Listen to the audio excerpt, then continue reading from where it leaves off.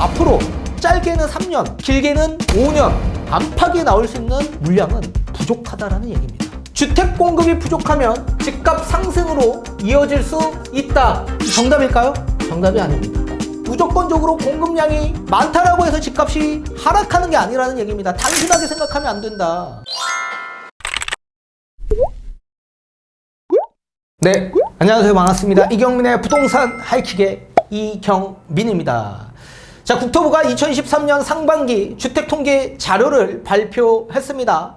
수도권 지역 일대에서 인천 지역 일대만 유일하게 준공 물량이 크게 증가되고 있는 지역이었고, 서울과 경기도권 지역 일대는 큰 폭으로 감소하고 있는 상황입니다. 그뿐만 아니라 인허가 물량, 착공 물량, 분양 물량이 인천을 포함한 전반적인 모든 수도권 지역 일대에서 크게 감소했습니다. 그리고 미분양 추이도 예전보다 큰 폭으로 감소되고 있고 평균치를 밑돌고 있는 상황으로 전개되고 있습니다.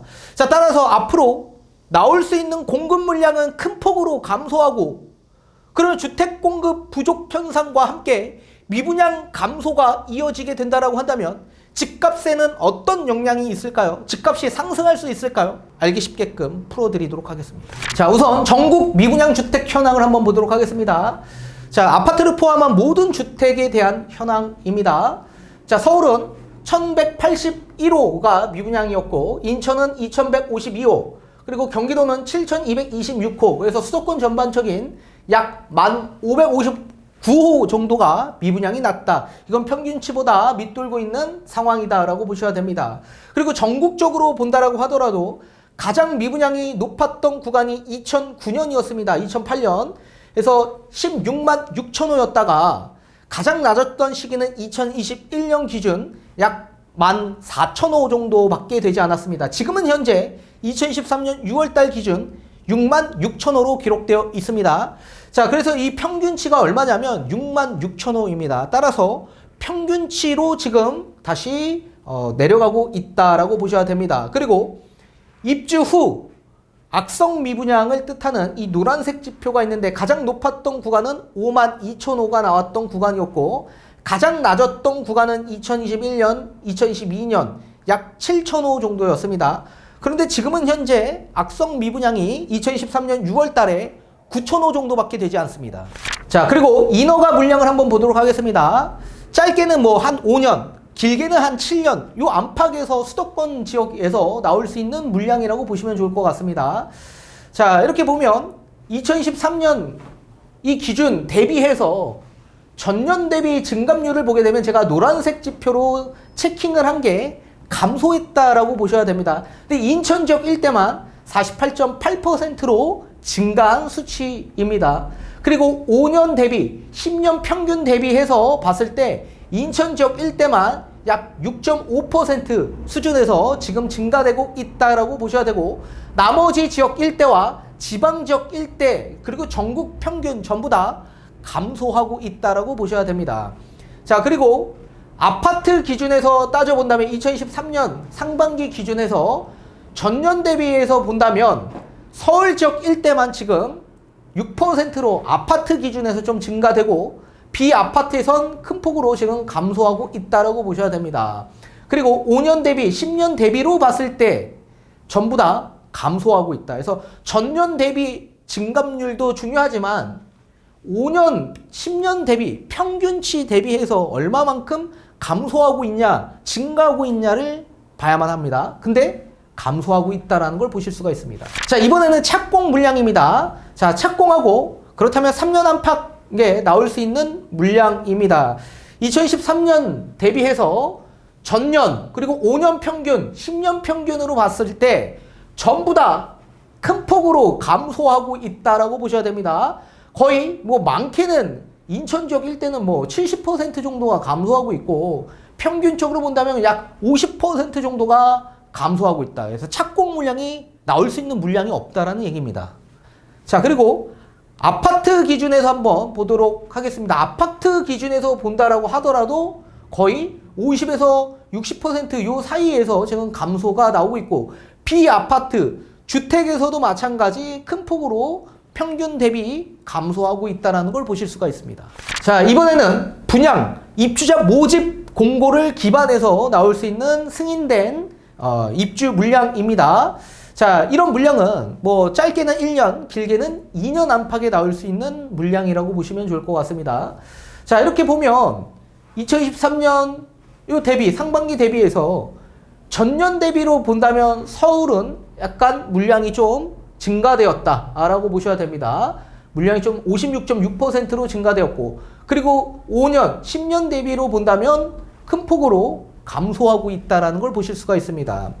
자, 그리고 일반 분양, 그리고 조합원 물량으로 본다면 일반 분양 물량은 감소하고 있는 걸 보실 수가 있죠. 자, 그리고 조합원 물량은 지금 전년 대비해서는 조금 늘어났지만 5년, 10년 대비해서는 큰 폭으로 감소하고 있다. 임대주택도 엄청나게 큰 폭으로 감소하고 있죠. 평균 대비 거의 80% 수준으로 감소하고 있다. 이 얘기는 결국엔 나올 수 있는 분양 물량, 그리고 임대주택 물량, 이게 감소하고 있다? 그럼 전월세 시장은 앞으로 어떻게 될까요? 자, 이번에는 준공, 입주 물량을 한번 보도록 하겠습니다. 이제 입주한 물량. 2023년 대비해서 바라본다면, 자, 서울 지역 일대만 전년 대비해서 42.7%로 감소했고, 지방 지역 일대도 감소했습니다. 그렇지만 전국, 그리고 인천, 경기도권 지역 일대는 지금 증가하고 있다라고 보셔야 됩니다. 그래서 전년 대비 올해 경기도, 인천, 전국은 계속 증가하고 있다. 그리고 5년 대비해서 봤을 땐 인천 지역 일대만 지금 99.1%로 증가하고 있고요. 또 10년 대비 비교해 본다면 경기도와 인천 지역 일대가 증가하고 있다라고 보셔야 됩니다. 따라서 지금 준공이 나서 입주하는 물량 자체는 예년보다는 조금 늘어나고 있는 수치지만 앞에서 보신 것과 같이 인허가 물량, 착공 물량, 분양 물량은 큰 폭으로 감소하고 있다는 걸 보실 수가 있습니다. 그렇다면 앞으로 짧게는 3년, 길게는 5년 안팎에 나올 수 있는 물량은 부족하다라는 얘기입니다. 그리고 미분양도 지금 감소하고 있고, 그렇다면 앞으로 부동산 시장은 어떻게 될까요? 집값이 상승할 수 있을까요? 뒤에 판소를 통해 알려드리도록 하겠습니다. 자, 서울 수도권 지역 일대, 앞에 우리 자료에서 보신 것과 같이 인허가 물량 약 5년 안팎 정도에 나올 수 있는 물량, 그리고 착공 물량 3년 안팎에 나올 수 있는 물량, 그리고 분양 물량 1년에서 2년 안팎에 나올 수 있는 이런 물량 자체가 감소하고 있다라고 자료에서 한번 봤습니다. 그뿐만 아니라 미분양 추이를 봤을 때 이 미분양도 평균치보다 밑돌고 있는 상황이다. 그러면 앞으로 주택시장은 어떻게 될까요? 앞으로 나올 수 있는 주택 공급은 부족한 현상이 나타날 수 있고, 주택 공급이 부족하면 집값 상승으로 이어질 수 있다. 이 정답일까요? 정답이 아닙니다. 자, 공급 부족 현상은 집값 상승을 야기할 수 있습니다. 다만 여러 사항들을 다 따져보고 접근을 해야만 합니다. 단순하게 단편적으로 우리가 생각하고 접근하시면 실패한다는 얘기입니다. 자, 수요 공급 원리의 형태에 따라 첫 번째, 평균 수요량과 공급이 있습니다. 공급량이 평균 수요량보다 많을 경우에 어떤 현상이 일어납니까? 집값은 하락하죠. 공급 물량이 수요보다 더 많을 경우엔 집값은 하락한다. 정답일까요? 아닙니다. 집값이 하락할 수는 있지만 집값이 반대로 상승할 수도 있습니다. 자, 수요가 부족한 현상이 나타나도 대기 수요가 많다면, 공급 물량을 다 받아줄 수 있는 대기 수요가 많다면 집값은 상승할 수 있습니다. 자, 따라서 대기 수요라는 건 잠재적 가치가 있는 수요를 뜻하는 겁니다. 자, 그렇다면 부동산 시장에서 봤을 때 이 대기 수요는 무주택을 뜻하는데, 이 무주택은 청약을 기다리는 무주택을 뜻하는 거고, 언제든지 내 집 마련을 할 수 있는 잠재적 가치가 있는 무주택입니다. 근데 경쟁률이 높아지고 분양 가격이 높아지고 확률이 떨어지면 청약을 계속 도전할 수 있을까요? 없습니다. 자, 청약을 도전하는 수요층들은 언제든지 내 집 마련을 할 수 있는 대기 수요층이기 때문에 본인이 청약에 당첨되기 어렵다라고 판단을 하는 순간 이분들은 어디로 오냐면 분양권 시장 또는 입주권 시장 또는 기축 아파트로 접근할 수밖에 없습니다. 누군가는 임차 시장으로 들어갈 수 있겠지만 내 집 마련을 고려해서 청약을 계속 기다렸는데도 불구하고 청약에 실패하는 수요층들은 이런 시장으로 들어올 수밖에 없는데, 그렇다면 늘어나는 이 공급에 대한 물량을 이분들이 받아줄 수 있다라고 한다면 집값 상승으로 다시 견인될 수 있는 조건이 마련되게 되는 겁니다. 따라서 무조건적으로 공급량이 많다라고 해서 집값이 하락하는 게 아니라는 얘기입니다. 단순하게 생각하면 안 된다. 두 번째, 수요와 공급이 있습니다. 이번에는 수요보다 공급이 부족한 현상이 나타날 때 집값은 어떻게 될까요? 집값은 상승하게 되어 있습니다. 맞는 얘기일까요? 자, 무조건적으로 집값이 상승할 수 있을까요? 그렇지 않습니다. 자, 이 수요층들 가운데서도 평균 수요량이 있는데 공급이 아무리 부족해도 이 수요층에서 선택을 안 해주면 결국엔 거래가 되지 않아서 집값이 하락할 수밖에 없죠. 따라서 공급이 부족하다라고 하더라도 그 부족한 공급 대비해서 수요가 더 부족하다면 집값은 떨어질 수 있다. 그 수요는 평균 수요량이 있는데도 불구하고 그 평균 수요량이 거래하지 않아서 선택하지 않아 집값이 하락하는 경우가 생겨날 수 있다는 얘기입니다. 자, 그 얘기는 결국엔 심리적인 변화가 크게 일어났기 때문에 공급이 부족하면 집값이 상승할 수 있다는 것도 알고는 있지만 심리적 영향으로 선택하지 않아 집값이 하락할 수 있는 이런 상황이 만들어질 수 있는데, 이런 상황은 어떤 상황에서 나올 수 있나요? 자, 물가 상승 압력이 낮아집니다. 정점을 찍고 물가가 서서히 둔화되면서 전년 동월 대비 상승폭이 계속 둔화됩니다. 그러면 디플레이션 위기로 빠지게 되는 겁니다.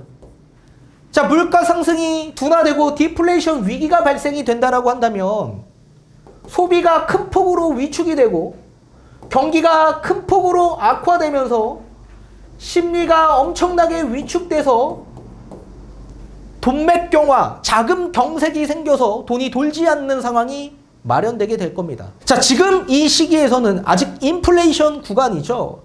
자, 물가 상승이 높아져서 지금 상품의 가치가 높아져서 일상생활 하는 데 있어서 부담이 엄청나게 커서 소비가 서서히 둔화되고 있습니다. 지금 경기가 어렵나요? 지금 경기가 큰 폭으로 악화됐나요? 그렇지 않습니다. 지금 인플레이션 구간입니다. 그렇다면 여러분들도 어디선가 지금 소비를 하고 있는 소비 인플레도 같이 동반되고 있다는 얘기입니다. 지금 물가가 높아져서 생활하기 벅차다라고 하신 분들 많습니다. 소비하기 어렵다. 그래서 좀 아끼려고 하시는 분들이 많습니다. 근데 먹는 건 아끼지만 여러분들 여행하는 거 아낍니까? 지금 공항 한번 가보십시오. 해외여행객이 엄청나게 증가하고 있습니다. 아니, 지금 경기가 악화되고 물가가 높아져서 소비가 위축됐다면 돈을 안 써야 정상적인데 오히려 돈을 계속 쓰고 다니죠. 이게 인플레이션 구간입니다. 그게 심리입니다. 10억짜리 아파트가 10억 5천이 됩니다. 11억 원이 되기 전에 10억 5천에 사고자 하는 심리가 생기는 게 인플레이션 심리입니다. 반대로 이 디플레이션이라는 건 10억짜리 아파트가 9억 5천이 되면 매수하지 않습니다. 9억 원이 될까봐. 이게 심리가 위축되고 소비가 악화돼서 경기가 악화되면 이런 디플레이션 심리가 생겨날 수밖에 없다라는 얘기입니다. 그러면 물가 둔화의 디플레이션 위기면 경기가 악화됐기 때문에 빠르게 통화정책에서 금리를 내려야만 하는데 금리를 내리면 유동성 장세가 다시 시작될 수 있는 상황이 나올 수 있다라는 얘기입니다. 자, 유동성 장세가 생기면 수요는 이동하게 되어 있습니다. 자, 이면성을 띱니다. 경기 악화에 있어서 소비를 하지 않는데 유동성이 풀리다 보니까 화폐의 가치가 계속 떨어지죠. 그러면 반대로 상품의 가치는 올라갈 수밖에 없는 구실이 나오는 겁니다.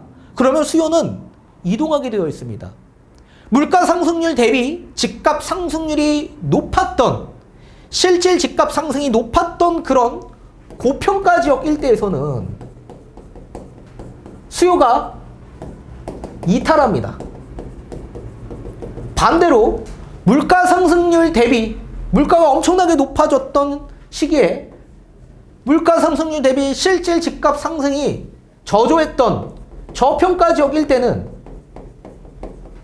수요가 반대로 유입됩니다. 현금은 계속 시장에서 돌고 있기 때문에 그렇습니다. 쉽게 예를 들면 누군가가 편의점에 가서 10,000원짜리 상품을 삽니다. 그러면 10,000원을 받은 그 점주는 고스란히 그 돈을 가지고 있을까요? 또 어딘가에 가서 그 10,000원을 소비하게 되어 있습니다. 그러면서 자산이 움직이는 현상이 나타난다. 따라서 금리가 인하가 된다라고 한다면 그만큼 경기가 악화되고 소비가 위축되고 심리가 떨어지지만 반대로 또 유동성이 증가되는 상황이기 때문에 이 수요가 이동이 돼서 자본이 또 이동하는 상황이 나오게 된다. 이 얘기는 결국엔 지역 간의 디커플링 현상이 일어날 수 있다라는 얘기입니다. 전국적으로 집값이 하락하진 않는다. 따라서 공급이 부족하고 수요가 많다라고 하더라도 이 수요가 선택을 하지 않아 이 여러 물가 하락과 함께 디플레이션 심리가 작용이 돼서 선택하지 않으면 결국 집값은 하락할 수 있지만 모든 전 지역이 하락하는 게 아니다. 수요가 이동을 하면 자본이 똑같이 당연히 이동이 되는 거기 때문에 지역 간의 디커플링 현상이 일어나서 어느 지역은 상승하고 어느 지역은 하락할 수 있다라는 얘기입니다. 자, 그렇다면 서울 수도권 지역 일대를 보게 되면 이제 앞으로 멀지 않은 시기에 주택 공급이 엄청나게 부족한 현상이 일어날 수 있다라고 하는데 과연 집값이 그렇다면 상승할 수 있냐라고 본다면 서울 수도권 지역 전반적인 모든 지역 일대는 앞으로 5년 안팎에는 물가 상승률보다 집값 상승이 훨씬 더 커졌던 고평가 지역이었기 때문에 수요가 이탈할 가능성이 매우 높다. 그러면 이 수요가 어디로 이탈할 가능성이 있냐? 저평가되어 있는 지역 일대로 이동한다. 그 지역은 지방지역 일대일 겁니다. 따라서 무조건적으로 집값이 상승하는 게 아니라 지금은 아직 인플레이션 구간이기 때문에 수요가 서울로 볼 수밖에 없습니다. 다만 이제 물가가 점진적으로 하락하고 디플레이션 위기가 발생이 되면 심리적 영향이 크게 받을 수 있기 때문에 공급이 부족해도 선택하지 않을 가능성이 매우 높다. 일례로 우리 통계청 자료에 의하면 소비자 물가 상승률, 연간 상승률 평균치를 보게 되면 2009년 4%였습니다. 4%. 그리고 2010년 3%에서 2011년 4%, 그리고 2012년부터 물가가 떨어지기 시작하면서 2%로 떨어졌고 2013년, 2014년 1.3%로 떨어졌습니다. 2008년 이후에 역대 가장 낮은 수치로 물가가 떨어졌습니다. 한국은행의 물가 안정 목표치였던 그 당시 목표치였던 2.5에서 3.5%보다 훨씬 더 하회한 물가 상승이 나오면서 디플레이션 위기가 발생이 되었죠. 그러면서 소비가 엄청나게 악화되고 경기가 악화되면서 심리가 확 떨어지는 그런 구간이 찾아왔었습니다. 그런데 그 시기일 때 서울 수도권 전반적인 지역 일대 아파트 주택 공급이 역대 최저치로 공급이 부족한 상황이었습니다. 그러면 그 당시에 공급 부족 현상으로 집값이 상승해야 정상적인데 왜 상승하지 않았고 반대로 집값이 엄청난 큰 폭으로 계속 하락했었을까요? 그 이유는 디플레이션 위기로 인해서 심리가 확 떨어졌기 때문에 그랬다. 따라서 역대 최저치였던 공급 물량인 그 당시 2012-13년도 그 시기에 당연히 집값은 상승해야 정상적이었지만 반대로 집값이 하락한 건 심리적 역량으로 선택하지 않았기 때문에 수요가 집값이 떨어졌던 겁니다. 나중에 서울 수도권 전반적인 지역 일대가 이런 현상으로 나타날 수 있는 구간이 찾아올 겁니다. 기억하십시오. 눈에 얘기합니다. 대세 하락장 구간이 찾아올 수 있는 시기가 올 겁니다. 그 구간은 이런 디플레이 위기가 찾아오는 시기가 되면서 또 여러 조건들이 부합이 됐을 때 떨어진다고 제가 말씀을 드렸죠. 못 보신 분들은 예전 부동산 전망 강의를 보셨으면 좋겠습니다. 따라서 무조건적으로 집값 상승한다, 주택 공급 부족하면 이런 단순한 생각으로 접근하면 무조건 실패합니다.